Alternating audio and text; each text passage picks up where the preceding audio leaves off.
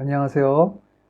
싱가포르 드림교회 장년부 주일학교 소유리 문단 네 번째 시간을 진행하기에 앞서 우리 한 주 먼저 지난달 함께 배웠던 3강을 복습하고 또 다음 주에 나눌 4강을 미리 살펴보는 시간을 갖도록 하겠습니다. 우리 지난 3월 작년 주일학교에서는 3강 통해서 소유리 문답 네 번째, 다섯 번째, 여섯 번째 질문을 통하여서 하나님은 누구신가에 대해서 살펴보았죠.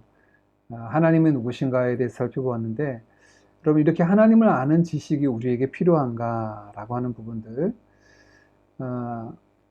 예, 맞습니다. 하나님을 아는 지식이 우리에게 필요합니다. 왜냐하면 우리를 온전하고 바른 삶으로 이끌기 때문입니다. 우리가 우리 스스로가 누구인지를 알고 정체성을 바르게 알 때 우리가 살아가는 삶의 바른 방향으로 나아갈 수 있는 것처럼 우리의 정체성을 갖고 세상 모든 것들을 이해하고 판단하기 위해서는 이 모든 것들을 지으시고 주관하시는 하나님을 바르게 아는 것이 가장 중요하고 필요한 것이죠. 그래서 잠언서 말씀은 여호와를 알고 여호와를 경외하는 것이 지혜롭고 지식 있는 삶이다라고 말씀을 하고 있죠. 하나님을 아는 지식에 있어서 우리가 주의해야 할 것이 하나가 있습니다. 그것은 하나님은 무한하신 하나님이시고 우리는 유한한 존재다라고 하는 사실을 먼저 알아야 됩니다. 즉 하나님을 아는 지식에 있어서는 우리는 다 알 수 없다라는 사실을 고백해야 됩니다. 하나님뿐이 아니죠. 사실 우리가 이 세상에 발을 딛고 살면서 세상의 모든 것을 다 알 수가 없습니다.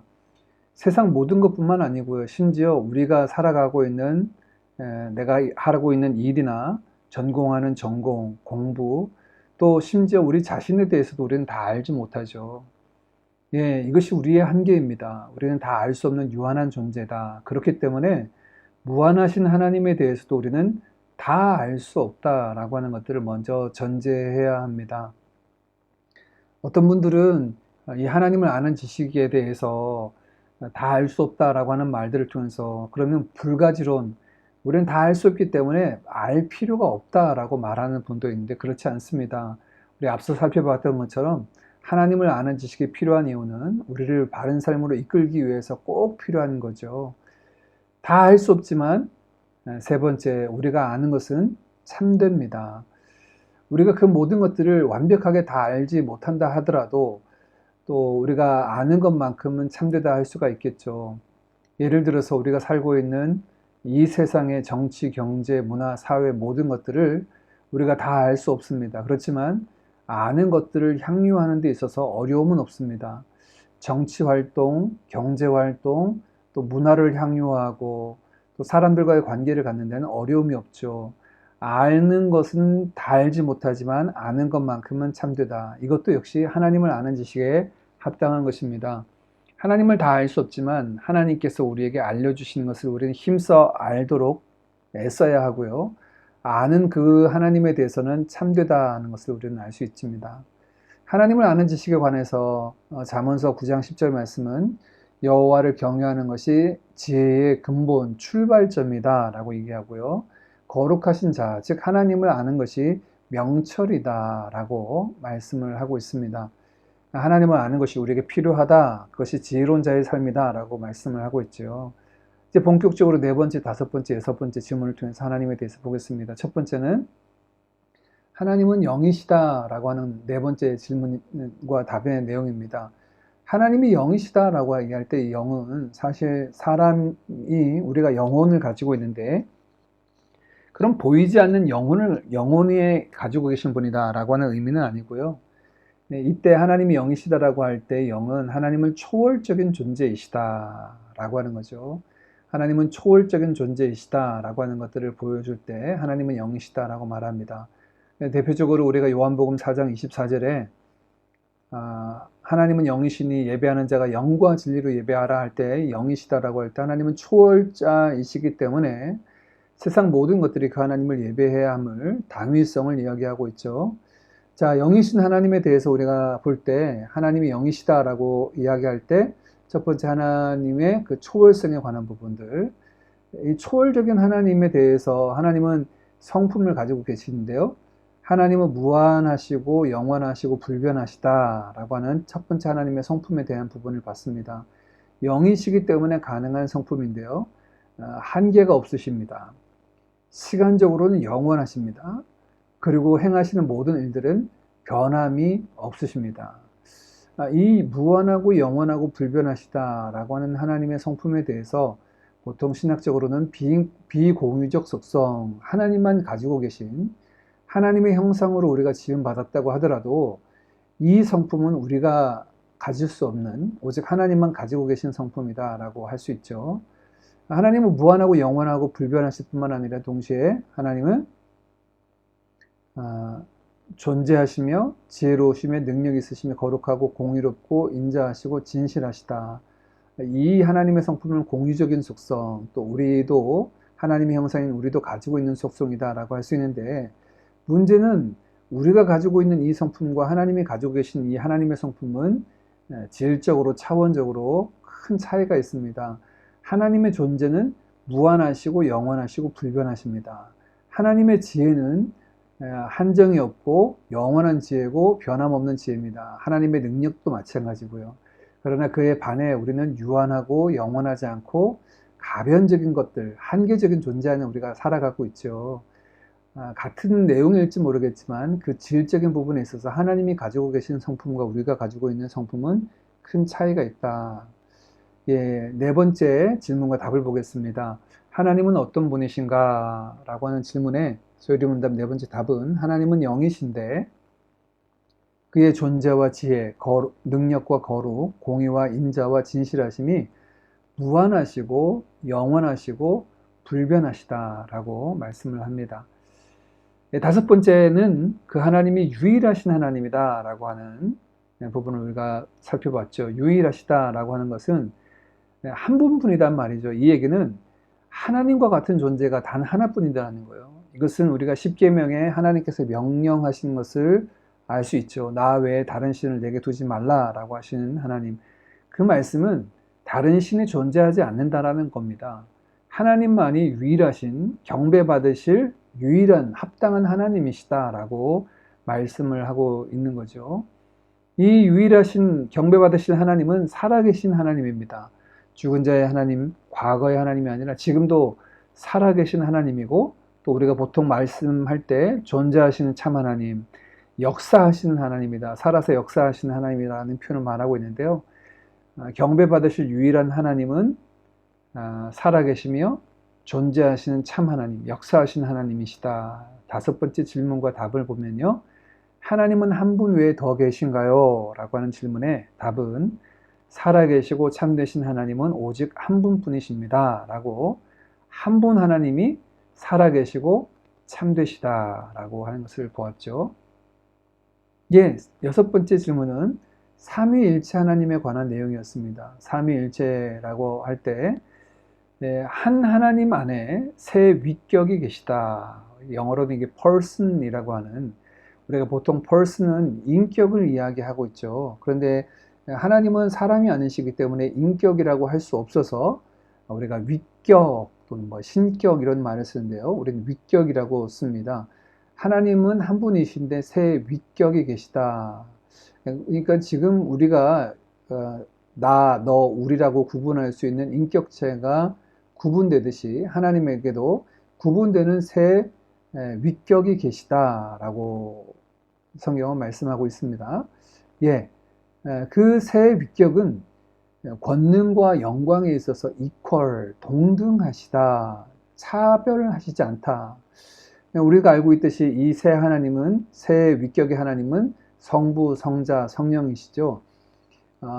우리 지난주에 살펴봤던 것처럼 성부, 아버지, 아들, 영이라고 하는 부분들은 각각 사실 관계를 소개하고 있는 단어죠. 우리가 이 명칭을 봐도요, 구분되지 않으시는, 나누어지지 않으시는 그 관계 안에, 한 관계 안에 계신 분으로 알 수가 있습니다. 이 성부 하나님, 성자 하나님, 성령 하나님은 권능과 영광에 있어서 동등하시다. 그런데 한 하나님 안에 세 위격이 존재하신다라고 하는 이 부분들이 사실 우리가 가지고 있는 이성으로는 이해하기 참 어렵습니다. 자, 우리가 앞서 살펴봤듯이 유한한 우리가 무한하신 하나님을 알기는 분명히 한계가 있다라는 거죠.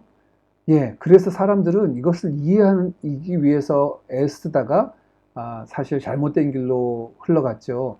삼신론, 신은 셋이다라고 하는 삼신론으로 흘러가거나 성경에 유일하신 하나님이다라고 말씀하고 있는 부분에 위배가 되죠. 또는 단일신론, 양태론적 단일신론이라고 해서 이게 우리가 역할은 다르지만 사실은 한신이다라고 하는 단일신론에 빠지는 부분도 있습니다. 삼위일체 하나님에 대해서 우리가 이성적으로 이해하고 받아들이기 또는 설명하기 굉장히 어렵죠. 왜냐하면 우리 유한한 우리가 무한한 하신 하나님을 이해하기가 어렵기 때문에 그렇습니다. 심지어 하나님이 계시는 하나님의 존재 방식조차도 우리는 이해하기 어려운 제한적인 유한한 존재입니다. 그래서 이 부분에 대해서는 하나님의 존재와 신비를, 하나님의 존재의 신비를 우리에게 보여주는 겁니다. 하나님이 얼마나 크시는가, 하나님이 얼마나 위대하신가, 하나님이 얼마나 광대하시는가를 말씀할 때 하나님은 계시는 그 존재 방식, 삼위일체라고 하신 이 존재 방식조차도 우리의 이성의 범위를 넘어서는 무한하신, 신비로우신, 광대하신 하나님이시다라고 하는 것들을 우리가 삼위일체 하나님에 대해서 통해서 알 수가 있겠죠. 삼위일체 하나님에 대해서는 6번째 질문과 답은 이렇습니다. 하나님의 신격에 몇 위가 계신가요? 하나님의 신격에 3위가 계신데 성부와 성자와 성령이신데 이 3위는 한 하나님이시고 같은 본질이시며 동등한 권능과 영광을 가지신다. 본질도 다르거나 아니면 권능과 영광이 다르지 않다라고 말씀을 하고 있죠. 자, 오늘은 이 하나님이 세상을 지으시고 지으신 세상에 대해서 갖는 하나님의 목적, 하나님의 작정에 관해서 살펴보려고 합니다. 우리가 특별히 하나님의 그 뜻에 대해서 작정 또는 하나님의 목적이라고 하지 않고 하나님의 뜻이나 하나님의 목적이라고 하지 않고 작정이라고 하는 특별한 단어를 쓴 이유를 좀 한번 살펴보겠습니다. 7번째 질문입니다. 하나님의 작정이 무엇인가요? What are the decrees of God이라고 되어 있는데요. 답은 하나님의 작정은 그의 영원한 목적으로 그의 뜻의 의논에 따른 것인데 자신의 영광을 위하여 모든 되어가는 일들을 미리 정하신 것입니다. 예, 작정이라고 하는 것은 하나님의 영원한 목적이다라고 했는데 그러면 그냥 하나님의 목적하면 되지 왜 이렇게 작정이라고 하는 이해하기 어려운 단어를 사용했을까? 그것은 우리가 흔히 사용하는 목적 또는 우리의 뜻이나 우리의 목적이라고 하는 단어와 하나님이 가지고 계신 이 목적과 뜻은 좀 다른 질을, 다른 성격을 가지고 있기 때문에 우리가 다른 단어로 표현하게 된 것입니다. 작정이라고 하는데요. 하나님은 하나님의 영광을 위해 모든 되어지는 것들을 미리 정하셨다라고 말하는데 이 부분들은 사실 많은 부분들이 오해하거나 또 어려워하는 부분들 중 하나입니다. 운명론과는 조금 다른 차원인데요. 이제 먼저 연관된 성경 구절을 살펴보고 다음 주에 좀 자세하게 살펴보도록 하겠습니다. 하나님의 작정, 창세전에 기쁘신 뜻대로라고 하는 것들을 성경 구절에서 살펴보겠습니다. 에베소서 1장 4절입니다. 곧 창세전에 그리스도 안에서 우리를 택하사 우리로 사랑 안에서 그 앞에 거룩하고 흠이 없게 하시려고 하나님의 의도, 하나님의 목적, 하나님의 정하심이 에베소서 1장에 나타나 있죠. 그 시점은 창세전이다라고 세상을 짓기 이전에 이미 하나님은 가지고 계셨다. 우리가 지난달에 살펴봤던 것처럼 하나님의 성품 중에 영원하신 하나님, 시간 밖에 계시는 시간을 초월하신 하나님에 대해서 봤는데 사실 우리에게 설명하기 위해서는 창세전이라고 하는 단어가 쓰여졌지만 하나님에게는 창세라고 하는 것들 자체가 전후라고 하는 것 자체가 사실 시간의 개념에 밖에서 계시기 때문에 사실 맞지 않는 이야기일 수 있죠. 에베소서 1장 11절 말씀에는 모든 일을 그의 뜻의 결정대로 일하시는 이에 계획을 따라 우리가 예정을 입어 하나님의 미리 정하심을 입어 그 안에서 기업이 되었다. 하나님의 미리 정하심이 있다. 하나님의 그 계획 뜻대로 정하신 것이 있다. 그것은 하나님의 결정대로 일하신다라고 하는 것들을 에베소서 1장 11절은 분명히 이야기하고 있죠. 그러면 하나님은 어떤 기준으로 무엇을 위해서 이렇게 하시는가? 로마서 9장 22절, 23절 말씀에 보면 만일 하나님이 그의 진노를 보이시고 그의 능력을 알게 하고자 하사 멸하기로 준비된 진노의 그릇을 오래 참으심으로 관용하시고 또한 영광 받기로 예비하신 바 긍휼의 그릇에 대하여 그 영광의 풍성함을 알게 하고자 하셨을지라도 무슨 말을 하리요? 자, 이것은 사실 이스라엘을 잠시 내려놓으시고 이방에게 복음을 전하고자 하신 하나님의 구원의 경륜을 설명하는 구절인데요. 그 중에 하나님이 영광 받으시기 위해서 예비하신 자와 하나님의 진노를 보이시려고 진노의 그릇으로 관용하시는, 오래 참으심으로 관용하시는 자가 이렇게 존재한다. 이 모든 것들은 사실 이 영광을 위해서 하나님의 능력과 지혜와 공의와 사랑, 그 모든 것들을 드러내시기 위한 하나님의 영광을 위해서 하나님은 작정하신다라고 뜻을 따라서 목적을 세우시고 미리 정하신다라고 말씀을 하고 있죠. 자, 이런 부분들 이제 우리 다음 주에 좀 더 자세하게 하나님의 작정에 대해서 살펴보도록 하겠습니다. 한 주간 여러분 하나님의 작정에 대해서 좀 오늘 잠시 살펴보았지만 여러분 마음 가운데 아마 이해되지 못하고 불편한 부분도 있을 텐데요.